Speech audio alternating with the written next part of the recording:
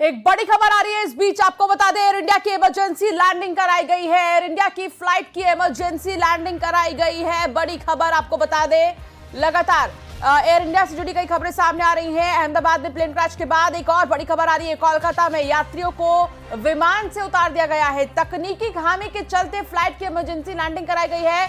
अब बिल्कुल भी कोई एक्सपेरिमेंट नहीं करना चाहते एयर इंडिया की तरफ से, जो है कोई भी रिस्क नहीं लेना चाहते हैं। इसीलिए जरा सी भी तकनीकी खामी अगर पाई जाती है तो फौरन एक्शन उस पर। एयर इंडिया की फ्लाइट की इमरजेंसी लैंडिंग कराई गई है। कोलकाता में यात्रियों को विमान से उतार दिया गया है।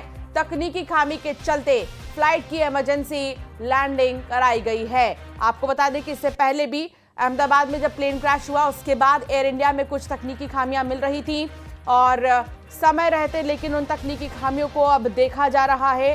हालांकि कोलकाता से ये जानकारी मिल रही है कि जब एयर इंडिया की फ्लाइट में यात्री बैठ गए तो कुछ तकनीकी फॉल्ट जो है नजर आया और 1% भी 0.5% भी रिस्क नहीं लिया जा सकता। इसीलिए कोलकाता में यात्रियों को विमान से उतार दिया गया। तकनीकी खामी के चलते फ्लाइट की इमरजेंसी लैंडिंग कराई गई।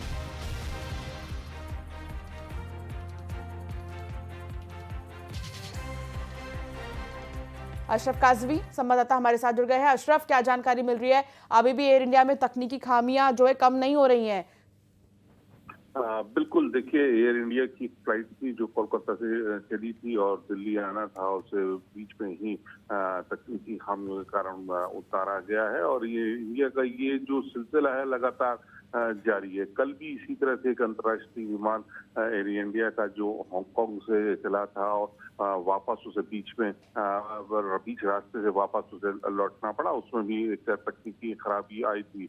वो तो एयर इंडिया के जो मामले हैं लगातार इसी तरह से कई बार आ चुके हैं और आज फिर ये जो कोलकाता में एक फ्लाइट को लैंड कराया गया, इमरजेंसी लैंडिंग हुई, तो ये सब तो साबित करता है कि कहीं ना कहीं एयर इंडिया का जो प्रबंधन है वो कटघरे में है। उनके रखरखाव को लेकर जो व्यवस्थाएं होनी चाहिए थी वो मापदंड पे पूरी तरह से नहीं खरी है। इसी वजह से इस तरह की जो घटनाएं हैं वो सामने आ रही हैं। बहुत शुक्रिया अशरफ जानकारी साझा करने के लिए।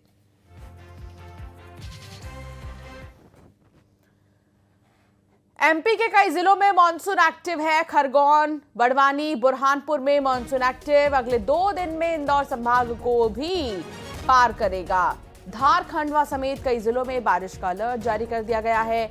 अभी आपको बता दें कि बीते दिन खबर आई थी कि 24 से 48 घंटे जो हैं वो मध्य प्रदेश के कुछ जिलों के लिए बहुत ही